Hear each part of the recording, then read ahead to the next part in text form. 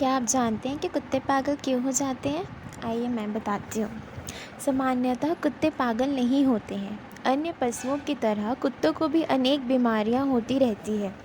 इनमें एक बीमारी है रेबिस की, जो कुत्तों के शरीर में इस बीमारी के विषाणुओं के प्रवेश कर जाने के कारण होती है। होता यह है कि जब कुत्तों के शरीर पर कोई जख्म या घाव हो जाता है ना, तो हवा अथवा अन्य जानवरों से रेबीज रोग के विषाणु कुत्तों की कटी त्वचा, जख्म या घाव के द्वारा शरीर में चले जाते हैं। इनका असर 1 से 1.5 महीने के बाद मालूम पड़ने लगता है। ऐसा होने पर कुत्ता सुस्त रहने लगता है और बुखार के कारण खाने पीने से जी चुराने लगता है। धीरे धीरे जब विषाणु मस्तिष्क में पहुंच जाते हैं तो कुत्ते के मुंह से लार टपकने लगती है और वह उत्तेजित होकर भौंकने लगता है तथा गुर्राता हुआ इधर उधर घूमने लगता है।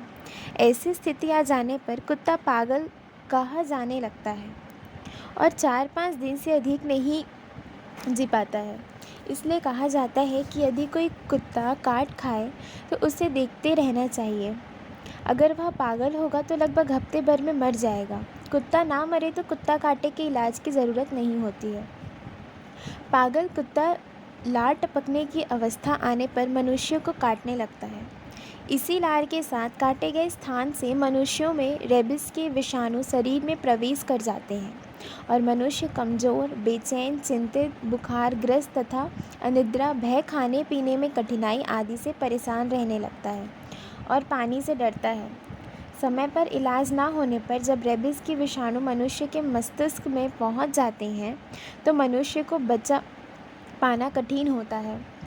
इसलिए कुत्ते के द्वारा काट लेने पर कटे स्थान को फ़ौरन धोकर साफ करना चाहिए और एंटी रेबिस के टीके लगवाने चाहिए, जिससे रोग बढ़ ना पाए और मनुष्यों को जानलेवा बीमारी से बचाया जा सके।